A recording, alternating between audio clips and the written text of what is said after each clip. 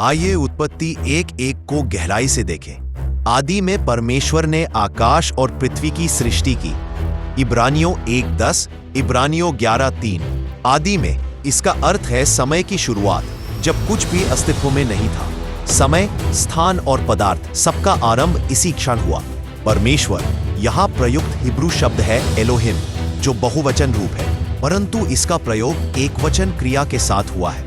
यह परमेश्वर की महानता और पूर्णता को दर्शाता है। सृष्टि की हिब्रू शब्द 12 का प्रयोग हुआ है, जिसका अर्थ है कुछ भी नहीं से रचना करना। मनुष्य केवल पहले से बनी चीजों को ढाल सकता है, परंतु परमेश्वर शून्य से रचता है। आकाश और पृथ्वी यह हिब्रू की एक विधि है, जिसका अर्थ है संपूर्ण ब्रह्मांड, यानी सब कुछ दिखाई देने वाला और अदृश्य परमेश्वर ही स्रोत है। यह पद बताता है कि सब कुछ परमेश्वर से उत्पन्न हुआ, कोई भी वस्तु अपने आप नहीं बनी।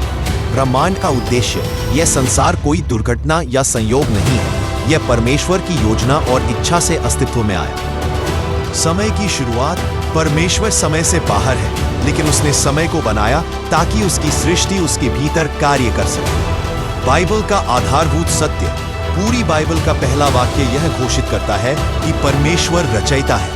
यदि इस सत्य को स्वीकार किया जाए तो आगे की सारी बातें स्पष्ट हो जाती हैं। इब्रानियों 1:10, हे प्रभु, तूने आदि में पृथ्वी की नेव डाली और आकाश तेरे हाथों की बनाई हुई। इब्रानियों 11:3।